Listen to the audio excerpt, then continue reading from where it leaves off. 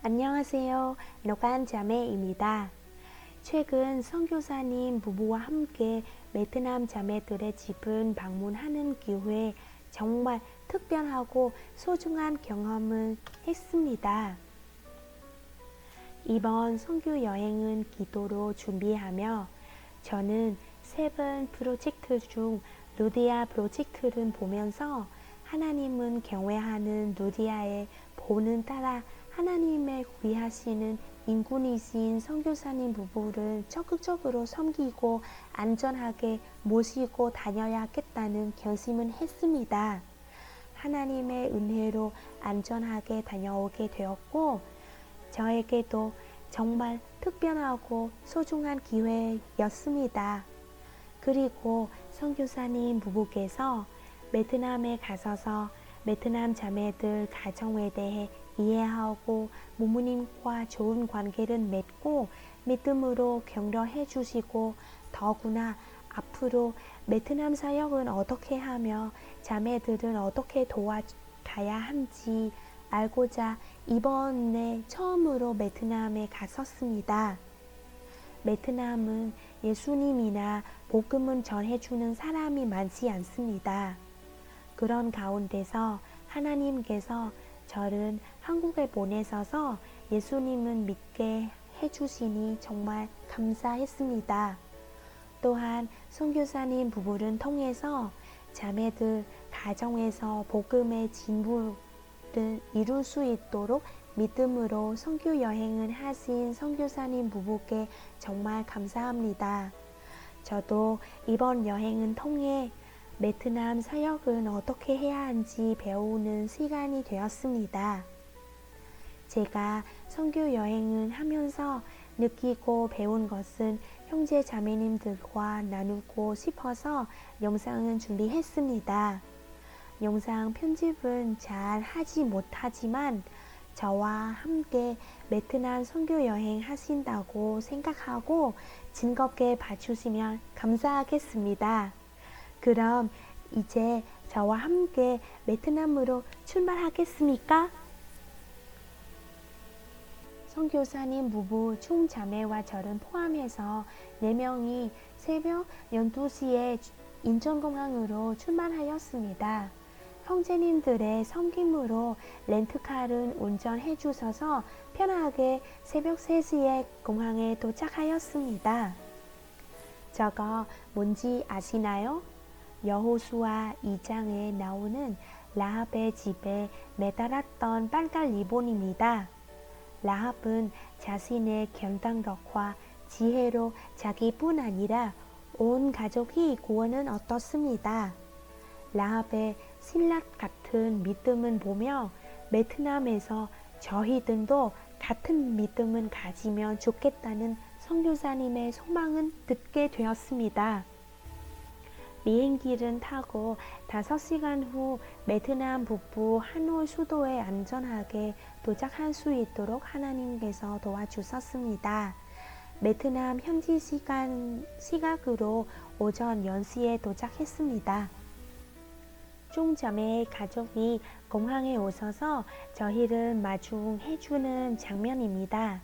서로 처음으로 만났지만 엄청 따뜻하게 환영해 주셔서 총자매 가족이 저희를 만나기를 아주 기대했다는 것을 느끼게 되었습니다.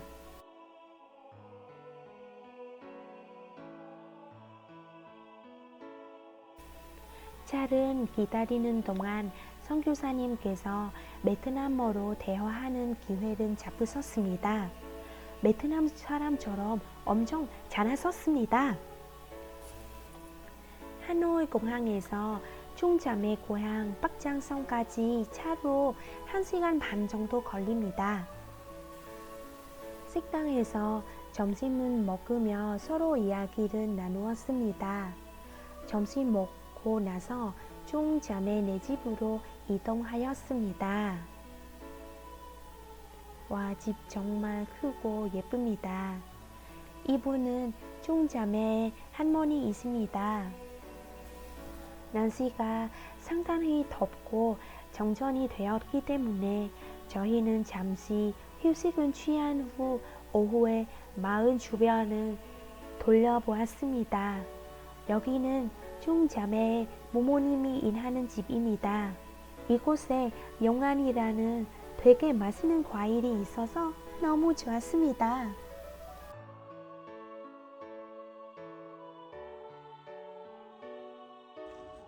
영화 먹고 있어요. 와, 맛있겠어요. 영화 감사합니다. 가족들이 저녁 식사를 대접하고 선교사님께서 가족들에게 환영은 받다 감사하다는 인사 나누고 있었습니다. 가족분들이 모두 약 50명 정도 모였던 것 같습니다. 다음 날 아침 중자매의 형부와 언니가 저희를 데리고 나가서 아침을 먹고 시장을 방문했습니다. 전날 밤에 비가 많이 와서 이날 날씨가 되게 시원하고 좋았습니다. 이제 중자매 집으로 돌아왔는데 이쪽에서 보니 집이 너무 예쁘지 않으세요? 할머니, 할아버지 댁에 계시고 고모와 고모부들과 함께 이야기를 나누고 계시네요. 선교사님께서 인세대 할아버지와 할머니께 선물을 드리고 4세대 아이들까지도 선물을 다 준비해 주셨습니다.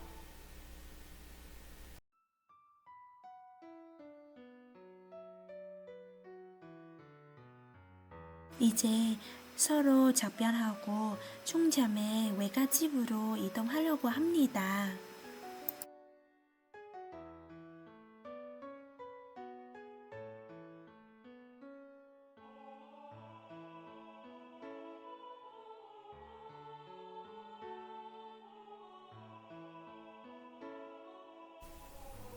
중자매 외할아버지께서는 마을의 이장이시고 다른 마을 사람들을 많이 도와주고 계십니다. 이곳에서 점심은 대접해 주셔서 함께 먹으며 이야기를 나누었습니다. 그 후 중자매 가족은 저희를 하노이로 데려다 주었습니다. 선교사님 정말 대단하시고 멋있으십니다. 한국에서 베트남으로 가는 비행기는 새벽 비행기라서 밤부터 이동하니 매우 피곤하고 지침입니다. 그런데 선교사님께서는 많이 피곤하신 텐데도 잠도 안 주무시고 하나님의 사역은 생각하시며 베트남으로 갈 수 있다는 것을 생각하며 기뻐하시고 행복하셨습니다. 정말 본이 되십니다. 베트남 몇몇 학생들과 토요일마다 등산을 가는데 선교사님과 자주 등산을 해보시는 분이라면 잘 아신 것 같습니다. 선교사님께서는 하나님께서 창조하신 만물을 보면서 감격스러워 하셨습니다. 하나님께서 창조하신 뜨넓은 우주 수많은 별들 자연을 보며 감격하시는 모습이 새로웠습니다. 저는 비행기 안에서 너무 피곤해서 나도 모르게 자는데 선교사님께서는 방문한 자매의 집과 가족들과 어떻게 관계를 맺어야 한지 미리 생각하시고 계속 노트에 기록하셨습니다. 미리 관심을 가지고 교제한 부분은 준비하시는 모습을 관찰하게 되었습니다. 점심쯤 중자매 집에 도착했는데 전기가 나갔지요.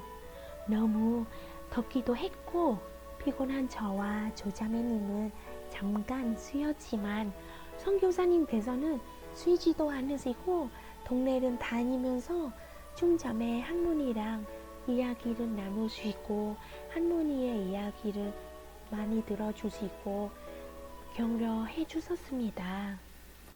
조자매님께서도 많이 피곤하시겠지만 선교사님의 아내로서 선교사님과 같은 마음으로 가족들과 환영에 기뻐하시고 적극적으로 반응하시고 다른 분들과 어울리며 대하시는 모습은 보게 되었습니다. 중자매 집에서 막내인데 집에 있는 모든 가족이 중자매를 귀하게 여겨주고 예쁘게 봐주시는 것은 보게 되었습니다. 중자매 할머니는 9명의 자녀를 낳으셨는데 아들이 딱 한 분 바로 중자매 아버지이십니다. 그래서 아버지가 할아버지와 할머니를 모시고 같이 사시고 그 근처에 있는 고모들이 주변에 사십니다. 할아버지, 할머니 세대, 중의 부모님 세대, 중자매 세대, 그리고 조카 등까지 4세대 가족이 모여 살고 있습니다. 중자매의 부모님께서 한국에서 이렇게 좋은 분을 만날 수 있다는 것은 정말 감사하였고 선교사님 부부를 믿어주시고 친척과 외가족을 양자녀를 사모하라고 하셨습니다. 한국에 있지만 걱정이 없다고 하셨습니다.